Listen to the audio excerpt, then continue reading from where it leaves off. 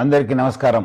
ఈరోజు నేను ముఖ్యంగా ఆడబిడ్డలకి వారి తల్లిదండ్రులకి ఒక ముఖ్యమైన విషయము వాళ్ళ దృష్టికి తీసుకురావాలనుకుంటున్నాను. అందరికి తెలుసు, ఆడబిడ్డలకి పెళ్లి అనేది ఒక ఇంపార్టెంట్ ఘట్ట.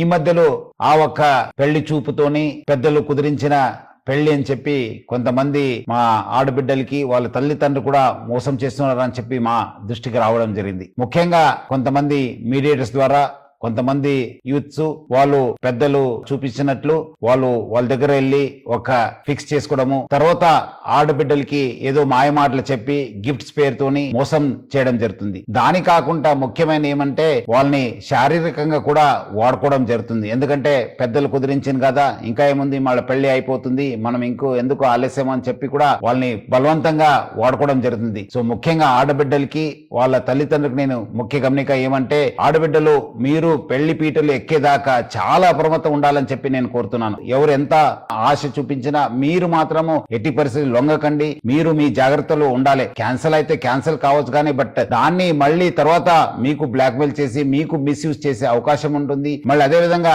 వాళ్ళు మళ్ళీ వేరే వాళ్ళని కూడా మోసం చేసే అవకాశం ఉంటుంది. సో ఎవరు కూడా మీకు పెళ్లి చూపులు అయింది, మీరు ఫిక్స్ అయిపోయింది, ఎంగేజ్మెంట్ అయిందని చెప్పి ఆ ఒక్క ఆశ తీసుకుని మీకు మోసం చేసే అవకాశం ఉంటుంది. అందుకు మీరందరూ కూడా బాగా అలర్ట్ ఉండాలి, తల్లిదండ్రులు బాగా అప్రమత్తం ఉండాలి. అట్లానే హైదరాబాద్ సిటీ పోలీసులో చాలా పక్కద్బందిగా మా సి టీమ్స్ పనిచేయడం జరుగుతుంది. మీరు ఇమీడియట్లీ మా దృష్టికి తీసుకురావాలి, లేదంటే మా ఒక వాట్సాప్ నంబర్ కూడా ఫోన్ చేయాలి, లేదంటే డయల్ 100కి ఫోన్ చేయడం చెప్పి నేను మరి